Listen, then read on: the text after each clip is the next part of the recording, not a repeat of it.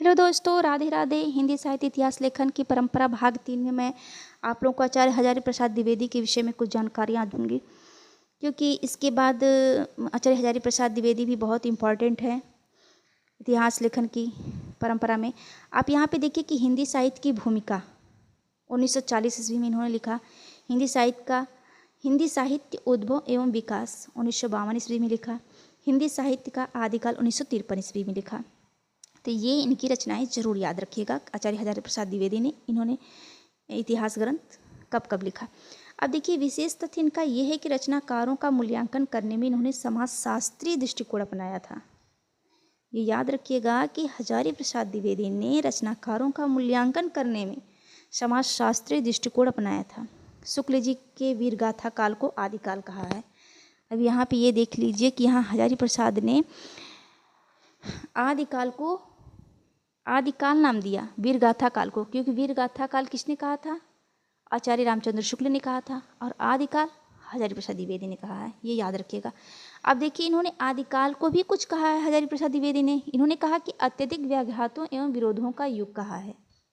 किसको कहा है? आदिकाल को।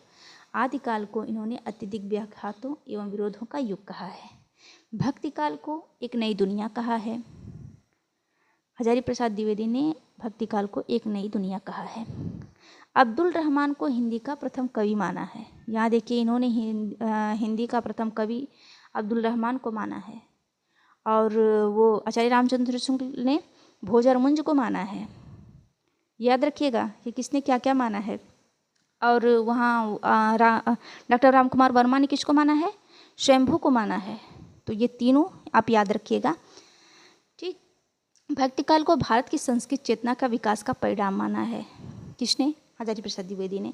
शुक्ल जी 12 रचनाकारों के आधार पर आदिकाल को वीरकाल कहा था। हजारी प्रसाद द्विवेदी ने उनमें से अधिकांश को परिवर्तित सिद्ध किया है, ठीक। तो संभवतः द्विवेदी पहले व्यक्ति हैं जिन्होंने आचार्य शुक्ल जी के उनके धारणाओं और स्थापनाओं को चुनौती देते हुए एक सबल प्रमाणों के आधार पर खंडित किया है।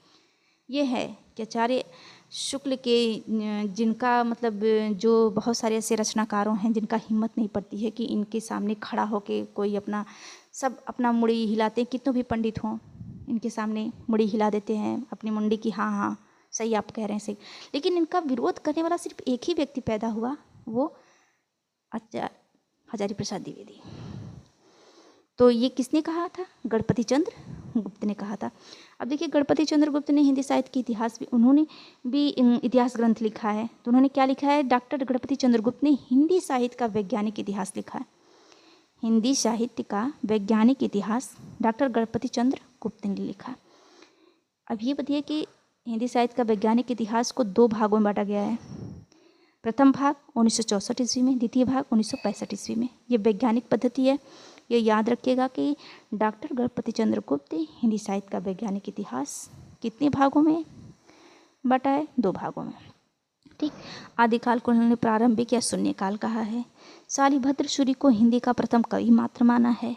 भक्तिकालीन साहित्य को 3 श्रेणियों में विभक्त किया है: लोकाश्रय में रचित साहित्य, राजाश्रय में रचित साहित्य, धर्माश्रय में रचित साहित्य। अब यहाँ पे ये भी ध्यान दीजिएगा कि इन्होंने देखिए शालिभद्र सूरी को हिंदी का प्रथम कवि माना है। इसके पहले लोग क्या क्या माने थे? अब देखिए, आचार्य रामचंद्र शुक्ल ने किसको माना था? मुंज और भोज को माना है, ठीक। राम कुमार वर्मा ने किसको माना है? शंभू को माना है। आचार्य हजारी प्रसाद द्विवेदी ने किसको माना है? अब्दुल रहमान को माना है। और डॉक्टर गणपति चंद्र गुप्त ने किसको माना है? शालिभद्र सूरी को माना है। तो ये आप अपने माइंड में बैठा लीजिएगा। अब यहाँ पे देखिए कि हम कुछ हिंदी साहित्य के ग्रंथ, इतिहास ग्रंथ कुछ और भी हैं, इम्पॉर्टेंट है, आप लोग जरूर से याद रखिएगा, क्योंकि हो सकता इससे हट के भी क्वेश्चन आता है इतिहास ग्रंथ के विषय में। तो यहाँ पे देखिए, डॉक्टर नगेंद्र ने हिंदी साहित्य का वृहद इतिहास 1978 ईस्वी में, इसके कुल भाग 10 हैं। हिंदी साहित्य का इतिहास भी लिखा है। संपादित रचना इसकी हरदयाल के साथ मिलकर इन्होंने लिखा है। हिंदी साहित्य के इतिहास से संबंधित अन्य और रचनाएं भी हैं, जैसे हिंदी काव्यधारा 1945 में, राहुल संस्कृतियाँ, हिंदी वीर काव्य 1945, टीकम सिंह तोमर, हिंदी भाषा और साहित्य का इतिहास 1946 चतुर्सेन शास्त्री। हिंदी साहित्य का सुबोध इतिहास 1952 बाबू गुलाब राय। हिंदी साहित्य के विकास की रूपरेखा 1956 राम अवध द्विवेदी। इतिहास और आलोचना 1956 नामवर सिंह। हिंदी साहित्य का अतीत दो भाग हैं। हिंदी साहित्य के अतीत का 1959 विश्वनाथ प्रसाद मिश्र। साहित्य का इतिहास दर्शन 1960 नलिनी विलोचन शर्मा, याद रखिएगा। हिंदी साहित्य अनुशीलन 1962 सत्यकाम वर्मा। आधुनिक साहित्य की प्रवृत्ति 1962 नामवर सिंह। हिंदी साहित्य 1959 1962 1969 तीन खंड इसका है हिंदी साहित्य का। डॉक्टर धीरेन्द्र वर्मा, ब्रजेश्वर वर्मा दोनों ने मिलकर इसका प्रकाशित किया था। हिंदी काव्य की सामाजिक भूमिका 1966 शंभुनाथ सिंह। हिंदी साहित्य का विवेचनात्मक इतिहास 1968 राजनाथ शर्मा। हिंदी साहित्य का नया इतिहास 1969 रामखिलावन पांडे।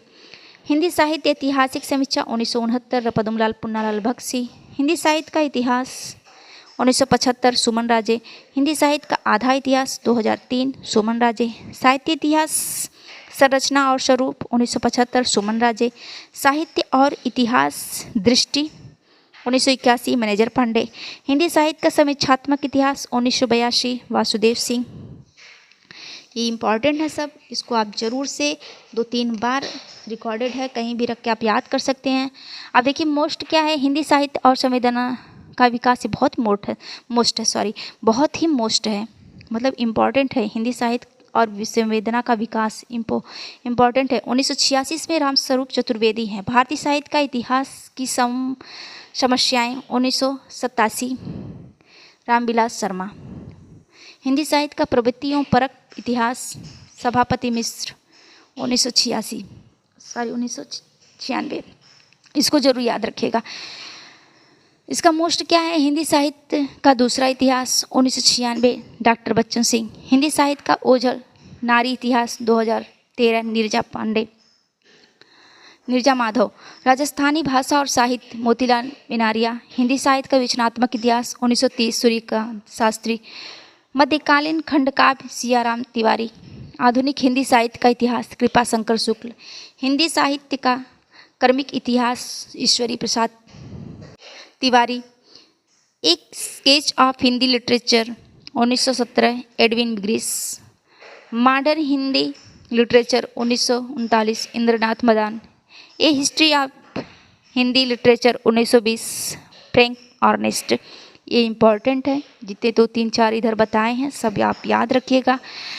राधे राधे आप लोगों को। आप लोग ज़रूर लाइक करिए कि हम आगे सेशन आप लोगों को इसी तरह रिकॉर्डेड क्लास देते रहें।